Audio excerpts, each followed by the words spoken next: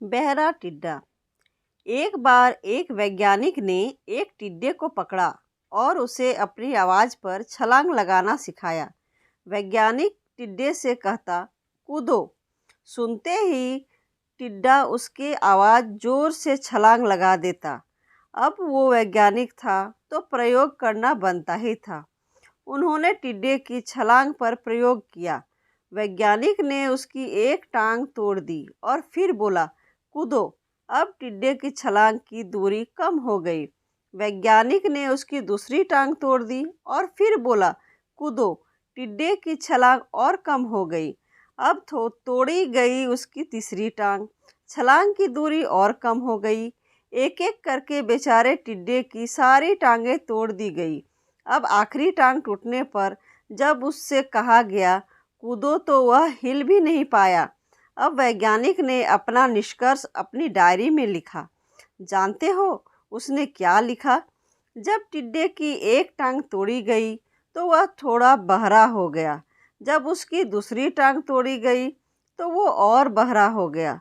हर टांग टूटने के साथ वो बहरा और बहरा होता गया और सारी टांगें टूटने के बाद वह बिल्कुल बहरा हो गया। जोर जोर से चिल्लाने का भी उस पर कोई असर नहीं हुआ। वो तो अपनी जगह से हिला तक नहीं। छलांग लगाना तो दूर की बात थी। इस कहानी को सुनकर सभी को ऐसा ही लग रहा है न कि वो क्या मूर्ख वैज्ञानिक था। इतनी सीधी सी बात उसे समझ नहीं आई।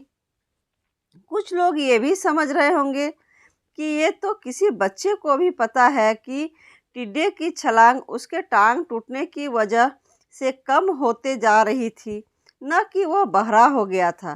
पर दोस्तों, हम सभी जीवन में कई बार ऐसे ही मूर्ख बन जाते हैं। कई बार जीवन में दो घटनाएं एक साथ ऐसे घटती है कि उसका एक दूसरे से कोई संबंध होता ही नहीं है। फिर भी ऐसा लगता है कि गहरा संबंध है।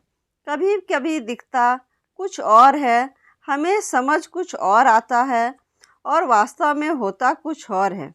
इसीलिए अगर पछताना नहीं है तो जीवन में जल्दबाजी में कोई निर्णय न लें।